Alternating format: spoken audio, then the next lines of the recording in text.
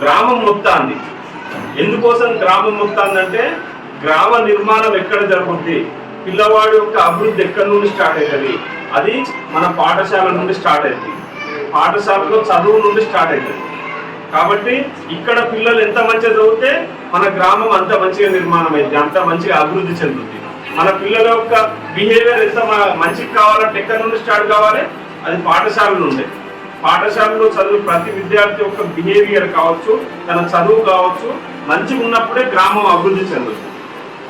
కాబట్టి మా పిల్లలు చదవట్లేదు, స్కూల్ ఎడిపోయినా ఏం కాదు అనే రకం ఉండొద్దు. గ్రామం మొత్తం బాధ్యత తీసుకోవాలి, పాఠశాల అభివృద్ధి మీద గ్రామం మొత్తం బాధ్యత తీసుకోవాలనే ప్రభుత్వం ఈ సంవత్సరం నుండి అమ్మ ఆదర్శ కమిటీని పెట్టి దానికి మహిళా సమాఖ్యను అధ్యక్షురాలుగా ఇక్కడ ఏర్పాటు చేయడం జరిగింది. ఆ ఉద్దేశం ఏంటంటే మహిళా సమాఖ్యల ప్రతి ఇంటి నుండి ఒక మహిళ ఉంటుంది. ఆ పిల్లలు చదవకపోని వాళ్ళందరూ కూడా పాఠశాల అభివృద్ధి కోసం పనిచేయాలి అనే ఉద్దేశంతో ఈ సంవత్సరం నుండి అమ్మ ఆదర్శ కమిటీ కూడా ఏర్పాటు చేయడం జరిగింది.